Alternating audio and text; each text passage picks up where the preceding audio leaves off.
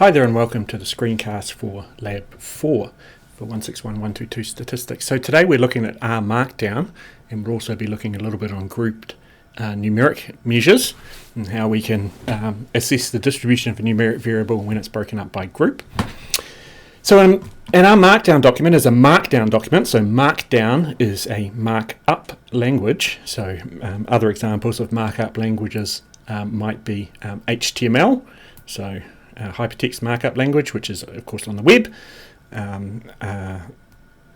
Things like LaTeX, if you've ever heard of that, or TeX is another example of a markdown document. And there's many others, but essentially it's a way to write prose or narrative text and add some hints about formatting, or some specifics about formatting that are specific up to a point, in that the key criteria or the key parts of the text that you want to be headings or italics, or things like numbered lists and so on, they're all catered for.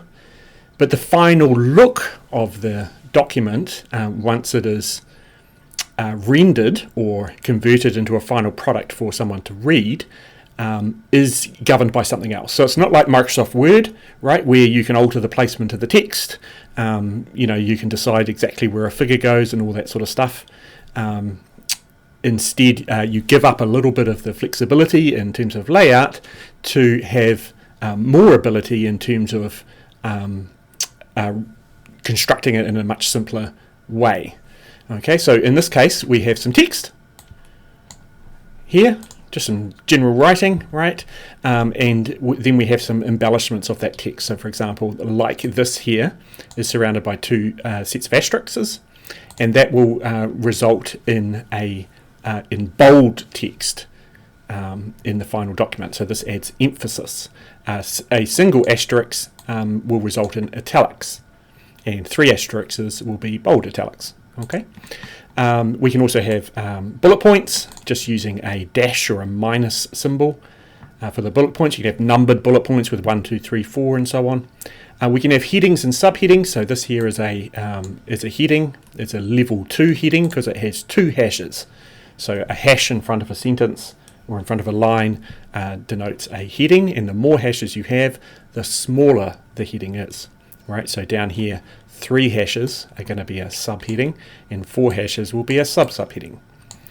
Okay, and what happens in the end is that this source document here, this markdown file, is processed, and a final document is produced, whether it be a PDF or a Microsoft Word document or an HTML document. And HTML for the web is the one that we're going to use the most because it's the fastest to render, and it's all we need.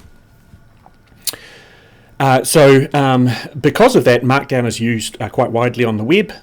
So, for example, a lot of blog sites, you actually write the blogs in Markdown, or a different flavour of Markdown to this. Some of them are written in R Markdown as well, if they've got R code and so on in them. Another example that's somewhat similar would be a Jupyter notebook, which is used for those that know Python. So a Jupyter notebook allows you to have your Python code and writing about your Python code in a single document.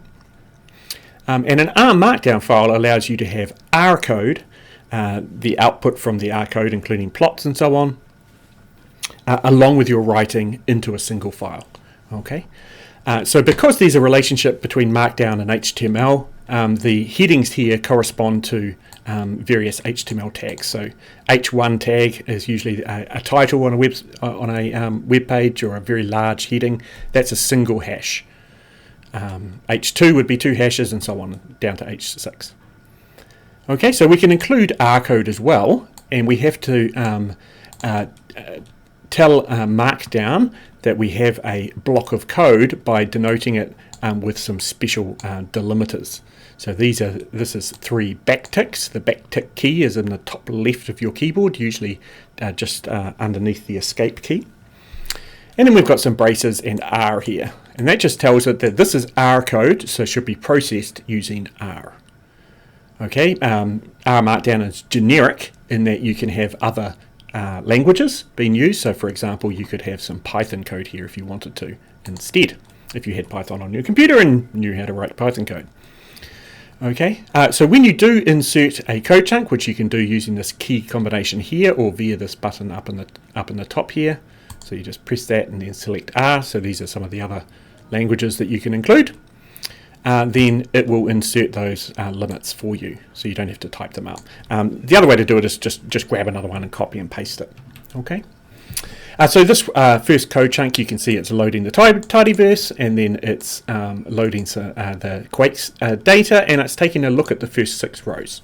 So the head command, by default, will output just the top of that data set. Okay, so we can run these line by line just by clicking on them and pressing Control Enter or hitting Run to run the selected line.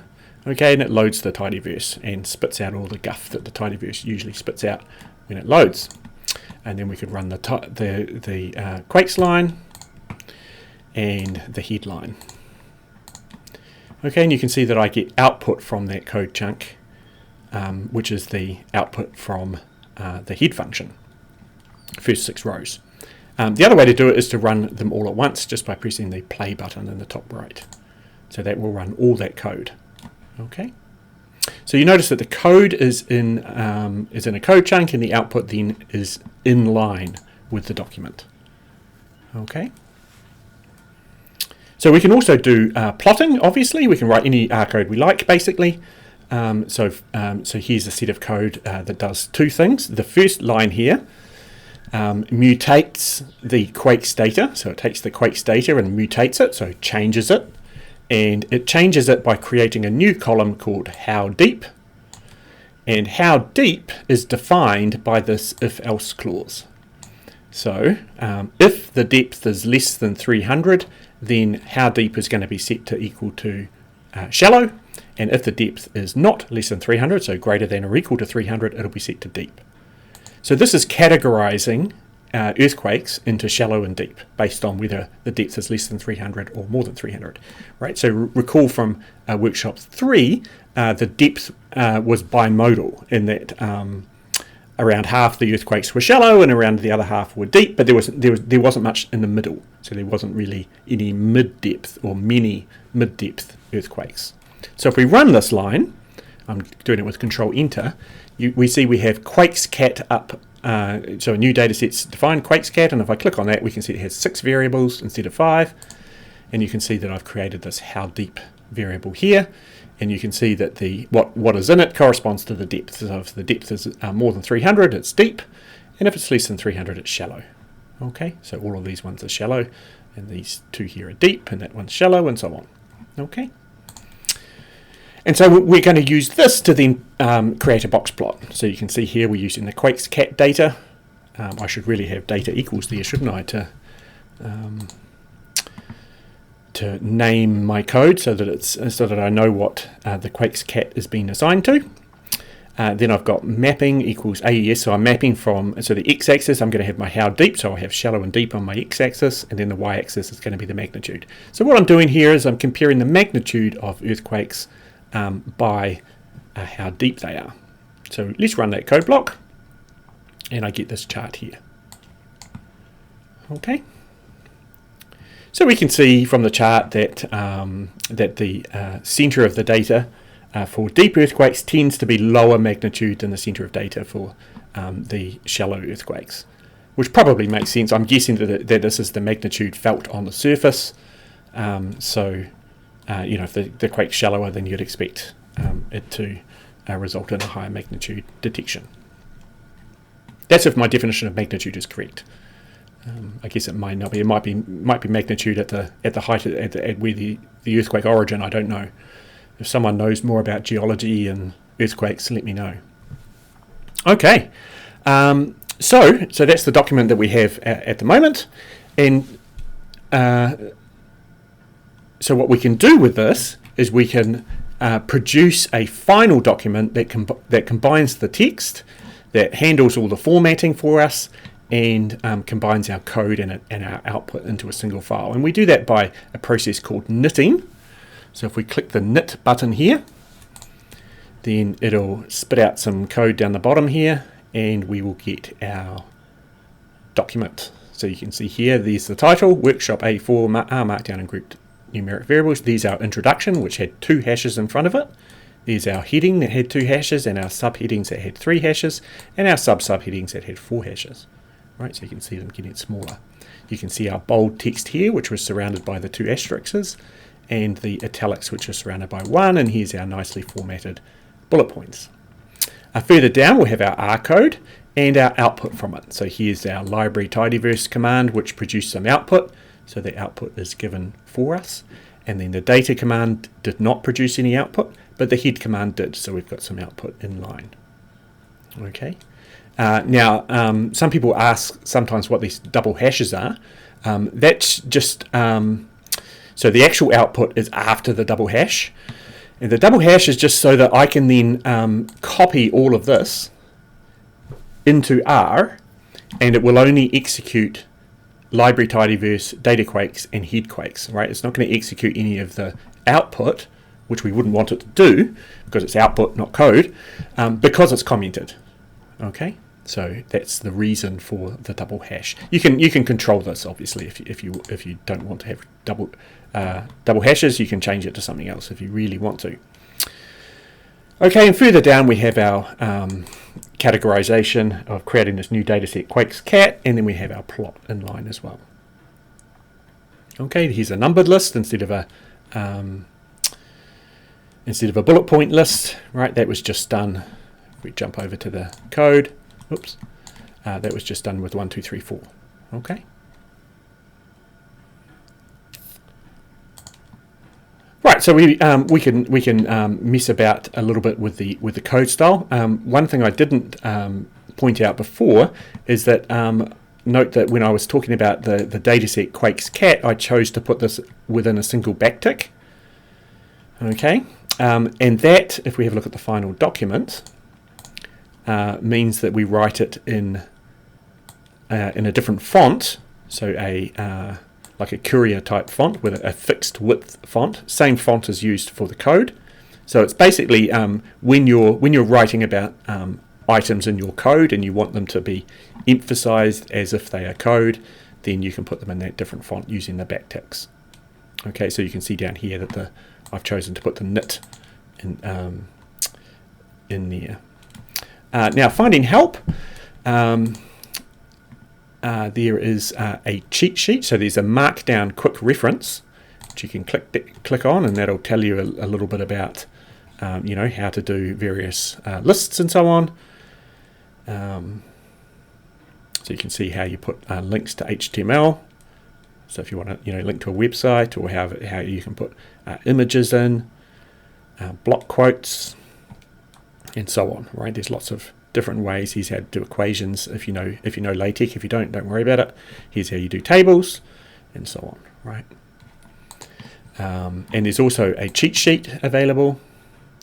So down in this list here, we've got an R Markdown cheat sheet, and that will load in a browser, which I'll pull down for you so you can see it.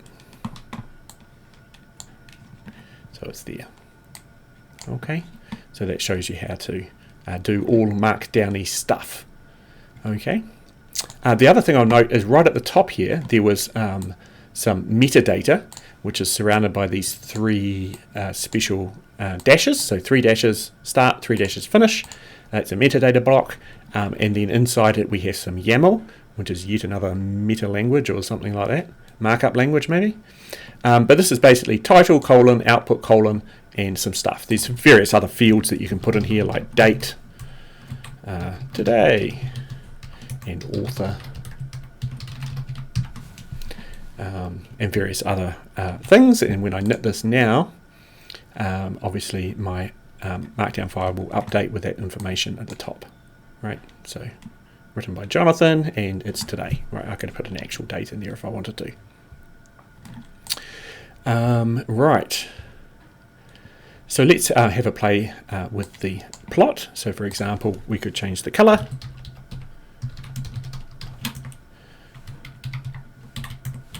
By specifying the fill. If we did this, I guess it's not useful to have the guide here, because we know how deep the earthquakes are. So we might turn the guide off.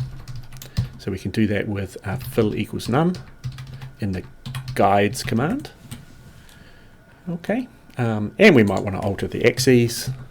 So y equals magnitude, x equals depth, something like that. And we could add a title, I suppose, as well, couldn't we? Shallower earthquakes are larger. Something like that. Okay. What else could we do? We could try a histogram or a density plot. So let's have a go at inserting a new code chunk. So insert an R code chunk, and we'll do another one here. So we're going to go ggplot quakescat, data equals quakescat, and we're going to try a, perhaps we'll try a histogram, and we're going to go, so x is going to be equal to our magnitude, and we're going to fill by our how deep, perhaps. Okay, so this is going to have the same problem as we had last time, isn't it, with the magnitude, in that it's rounded. So remember that we could, one way to do that is to remedy it by specifying the boundary between the bins or the bars here. So I'm going to pick the boundary at 4.05, which is halfway in between the first observation 4.0 and the second observation that's possible, 4.1. And I'm going to choose the bin width to be equal to 0.2, so that each bin has the same number of potential observations. So by default this is stacked, right, and that underlying shape is the same shape that we'd get for all earthquakes. Okay, and only the blue earthquakes, the shallow ones, are starting at 0. All of the red ones are starting at the top of the blue. So it's very hard to compare the distributions here because they're on top of each other. Okay, it's hard to find where the center of the red curve is, for example. So we can mess about with the position argument. So we could use dodge, which will put them next to each other, but sort of break it up. So you can see here that the blue one is shifted towards the higher magnitude value compared to the red one. Otherwise they're sort of the same shape.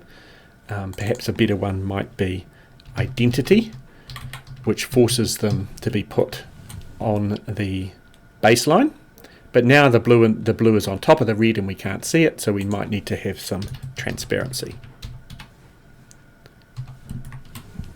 Okay, so that might be one way to represent the data. I guess we could add some color. I'm not sure if when we add the color whether it goes to just the outline or whether it's also the vertical. Yeah, so I don't think that necessarily helps, does it? It might look good if it was a very thin line, which is maybe size. Oh, that doesn't look too bad. I don't think you need the outline here. So a histogram is for a continuous variable. So the implication is you can have an observation directly on the boundary, although of course in this case we can't because the data's been rounded. But that might be a nice way to represent the two distributions, and we can see that the red one is to the is shifted left compared to the blue one. Right. So we might type something about that.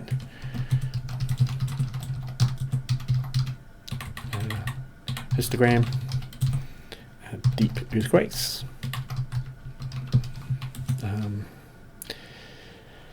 Are generally lower magnitude than the shallower earthquakes on average. Center shifted lower. The shapes and spreads for both are about the same. So we could try density as well. So I'm just going to type out the code block instead of inserting one. In fact, maybe not. Let's just copy and paste the one we have. So let's do a density instead. Okay, we'll get rid of the boundary stuff. So we'll start with the default, and we can see that it already does a sensible thing in that the both curves are starting at the baseline there. I'm going to need some transparency in order to see through the blue one a bit, but I probably don't have to do too much. Now, someone asked about what the y-axis here represents. So you can see here on the histogram, the y-axis represents the count in each bar. So the number of observations that lie between 4.45 and 4.65 in this example, in this bar here, for example. Instead of the number of observations, we could instead put the proportion of observations. But to do so, we've got to then be careful about what we mean by the proportion. In particular, we might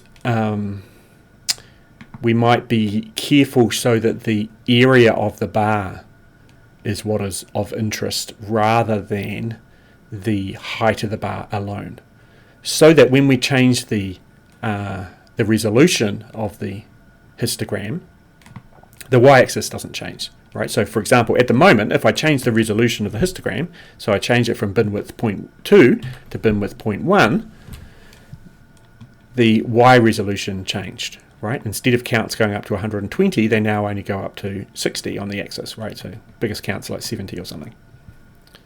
Okay, whereas before, the biggest count was closer to 200. Oh no, sorry, 120.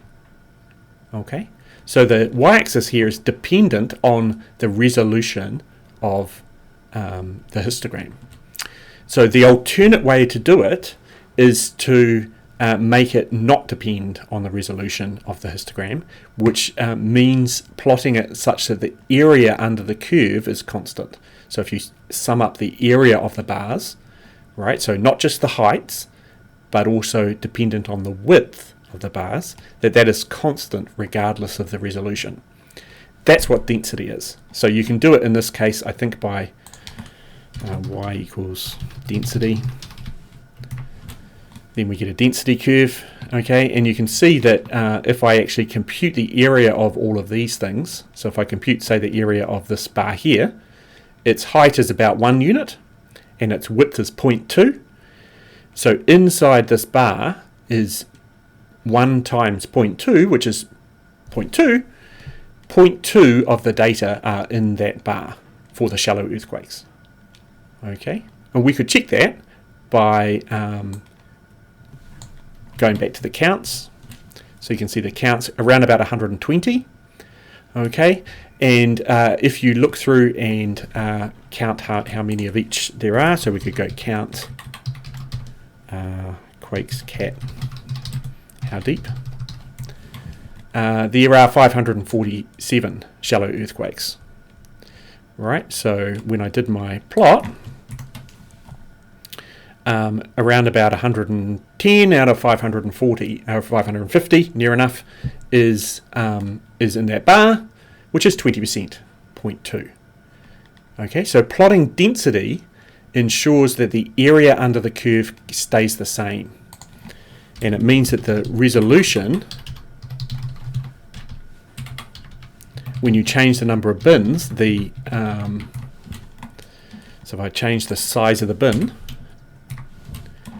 the density doesn't actually change, right? The magnitude of things doesn't actually change, right? It's the same magnitude there as it was there. Obviously, the actual numbers are a little bit different because it's changing the axis to fit the plot best, but the actual units on the y-axis don't change with the resolution of the histogram. Now that makes sense for a density plot because you no longer have the concept of resolution, the number of bins. Okay, so that's why density is used, and it ensures that, just like here, the area of the bars adds up to 1. Under here, the area of the curves adds up to 1. Okay, so I guess if you were doing this mathematically, you'd have an integral, right, from 4 to whatever. You just compute the area just by approximating it by counting the number of pixels on each row, right? It adds up to 1. So that's what that scale is. So it turns out that the scale doesn't depend on the resolution of the density. So you can change the bandwidth, for example, and the scale will roughly just stay the same. But it does depend on the resolution of the x-axis, right? Because it's area. The area is always 1. So if I change the scale of magnitude, then I must change the scale of y in order such that the area under the curve is 1. Okay, so for example, if I go magnitude times 10, then I've multiplied all the numbers on the x-axis by 10, and my y-axis is shrunk by a factor of 10 as well. But otherwise, of course, I've got the same curve, because scaling the data doesn't change the shape. Okay, just like shifting the data doesn't change the shape either, does it? So if I added, 200 to the magnitudes, then that would just change the numbers, but it hasn't changed the shape. Okay, that's called a linear transformation. So linear transformations, adding stuff, multiplying by things, constants, don't change the shape of the distribution. Okay, and the final one we might do here is we might do a box plot just the other way round. Right, so we don't need the alpha. That way round might suit better if we wanted a landscape plot. Okay. All right. So let's knit this, and then we'll introduce an error and see what happens. So here's our final document. So we scroll down, there's our improved chart. You can see we've got the code for the improved chart. So of course we can just copy and paste that into another R script, or just straight into the console, and it will reproduce that plot. So that's kind of nice. Here's our histogram that we did, and here's our density and our box plot. Okay, now what happens if there's a mistake? So what happens, for example, if I forgot that bracket there? Then of course when I run that code I will get an error, but also when I knit the document to produce the HTML file, I'll also get an error. Okay, so you can see I've got an error here, and it highlights where it thinks it is. Okay, so those are common errors. Those are errors that you can that result, and you can see them just when you try and run the code yourself, right? It creates the same error. But there's other errors which are a little bit more subtle, and the main one that shows up is so there's two really. The first one is forgetting to close off a code block. Okay, so you can see here I forgot to close off that code block, and you can see that the background just keeps going down. Right, if I try and knit this, then it's going to try executing this once we've finished a line as if it's code, and of course that's not code, and so it freaks out, right? And notice that the error that it makes is super random. Right? Attempt to use zero-length variable name. What does that even mean? Right? It certainly isn't telling us that, hey, you forgot to close an R code block off. The other error that's quite common is using something before you've defined it. So at the moment in my session I've got QuakesCat defined. Right, it's sitting in my environment, so whenever I run a command with QuakeStat using QuakesCat, it can run no problem. The error that I got there was just because I had a previous error that was uncleared. But what happens if, so this is where I created QuakesCat, what happens if I use it before I create it? Okay, in this case it's going to be kind of obvious because I'm using it like straight above. Right, so let's just take that same plot and put it there. Okay, then obviously when I run this now, everything is honky-dory. It works just fine. So everything seems to work, right? If I run the code from top to bottom, code chunk by code chunk, everything works, right? No problem. But when I knit the document, we get an error. So you can see object QuakesCat not found. So what's happening here is when you knit the document, it does so, it evaluates all your code in a brand new, fresh version of R. So it's like it restarts R, there's nothing loaded, no libraries loaded, no data loaded, nothing. And it will then execute your code from top to bottom. So you have to make sure that your code is runnable in the order that you present it in the document. Now this is enforcing reproducibility. So one of the key things that R Markdown helps with is it gives you a document that is reproducible, because I can send the same document to you and you can run it yourself.